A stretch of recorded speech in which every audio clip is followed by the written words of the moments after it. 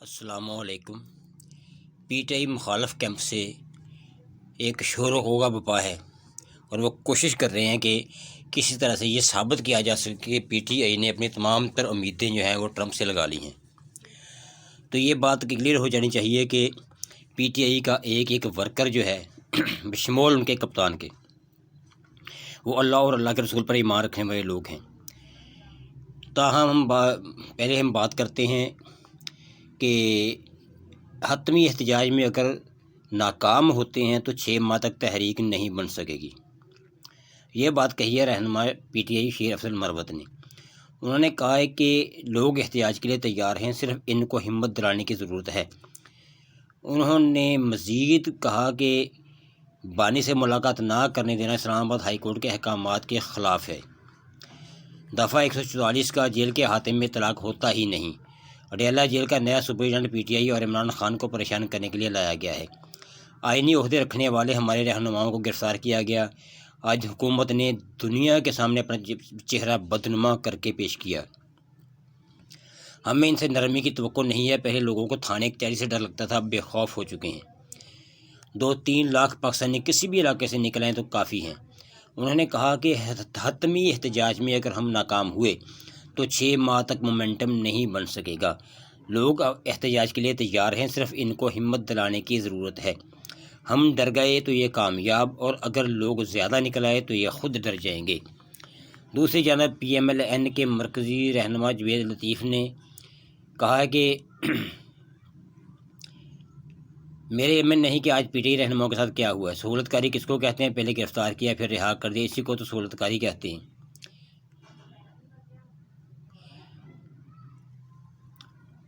وہ کہتے ہیں کہ سوچنے کی بات ہے کہ جب امریکی پرچم جلایا گیا پھر وہی جماعت جلسے میں پرچم لہرا رہی ہے۔ ایک وقت جلسے میں سائفر لہرایا گیا، اب جلسے میں امریکی کانگریس کا خط لہرایا گیا۔ میں لطیف کھوسہ کو دیکھوں، زلفی بخاری یا ان کی آزادی کو دیکھوں۔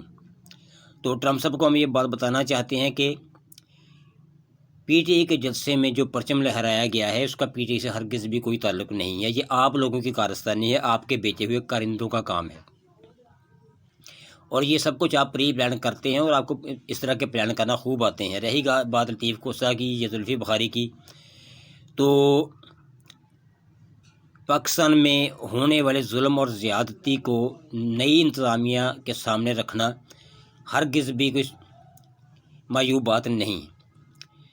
یہ سفارتکاری ہے، اسے سفارتکاری ہی سمجھا جائے، اسے بالکل بھی یہ نہ سمجھے کہ ہم نے کوئی یا پی ٹی آئی نے کسی قسم کی امیدیں وابستہ کر لی ہیں ٹرمپ انتظامیہ سے۔